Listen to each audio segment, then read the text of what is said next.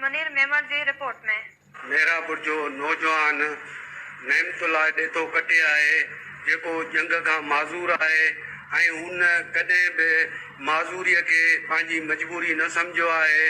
अॼु हू बेरोज़गारी वारी ज़िंदगी गुज़ारे रहियो आहे ऐं हुन जो चवणु आहे त अॼु ताईं मां जेका तालीम हासिल कई आहे ऐं मूंखे का बि हुकूमत तरफ़ां सपोर्ट न मिली आहे ऐं मां पंहिंजे कंप्यूटर सेंटर हलाए ही गुज़र सफ़र कयां थो।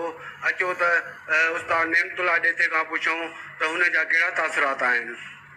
नेमतुल्ला आहे बाय कास्ट मां ॾिठो आहियां ऐं मुंहिंजी इंटर तइलीम थियल आहे। उन खां अलावा कंप्यूटर में मूंखे ॾाढो शौक़ु हुयो ऐं कंप्यूटर जी तइलीम मुंहिंजी DIT 1 साल वारो डिप्लोमा बि थियल आहे ऐं 6 महीननि वारो मुंहिंजो कोर्स बि थियल आहे। हार्डवेयर सॉफ्टवेयर बि कंप्यूटर जी ॼाणंदो आहियां। तक़रीबन 8 सालनि खां ही मां नंढिड़ो हिकिड़ो कंप्यूटर सेंटर जेको 3 कमरनि ते मुश्तमिल आहे, ही कंप्यूटर सेंटर बि मां हलायां थो।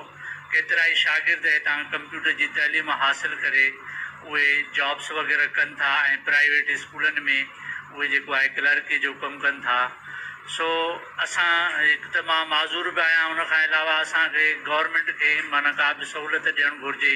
जीअं माज़ूर कोटा जूं नौकरियूं आहिनि, असां अहल बि आहियूं, कंप्यूटर बि ॼाणूं था, तइलीम बि आहे, असां का बि पुछा कोन थी कई वञे ऐं नई का असांखे सहूलियत ॾिनी वई आहे। हिन वक़्त ताईं 3 ड्यूटियूं कंदो आहियां मां। सुबुह जो प्राइवेट स्कूल में पढ़ाईंदो आहियां, प्राइवेट स्कूल मां मोटी अचे पोइ मां कॉलेज में वेंदो आहियां, उते कॉन्ट्रेक्ट बेस ते उते पढ़ाईंदो आहियां। 5 साल जो कॉन्ट्रेक्ट थियल आहे। उन खां अलावा पोइ मां 4 बजे मोटींदो आहियां, पंहिंजे कंप्यूटर सेंटर ते पढ़ाईंदो आहियां। तक़रीबन 50 खां 60 ॿार हिते आहिनि। 3 शिफ्टियूं असां हलाईंदा आहियूं ऐं उन्हनि ॿारनि खे असां ट्रेनिंग ॾींदा आहियूं कंप्यूटर जी, जंहिंमें टाइपिंग इंग्लिश, उर्दू, सिंधी ऐं हार्डवेयर सॉफ्टवेयर वग़ैरह। उन खां अलावा DIT CIT जो कोर्स कराईंदा आहियूं। MS ऑफिस असां ॿारनि खे सेखारींदा आहियूं। हिते मेरापुर शहर में नंढिड़ो कंप्यूटर सेंटर आहे जेको 8 सालनि खां मां हलायां थो पियो। हुकूमत सिंध जो त को बि तावन न आहे। असां 2 टिनि हंधि मां अप्लाई बि कयो हुयो। हिकिड़े हॉस्पिटल में रिसेप्शन ते माज़ूर कोटा जूं जॉब्स आयूं शिकारपुर में, उते बि पैसा घुरनि पिया, चवनि पिया ₹1 असांखे पहिरियां ॾियो त पोइ असां तव्हांखे जॉब ॾींदासीं। हालांकि हुयूं बि माज़ूर कोटा जूं jobs.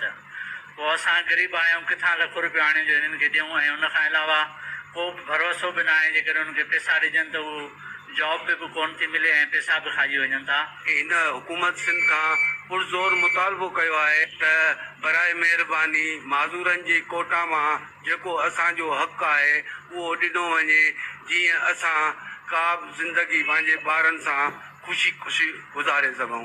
Memon KTN news Merapur.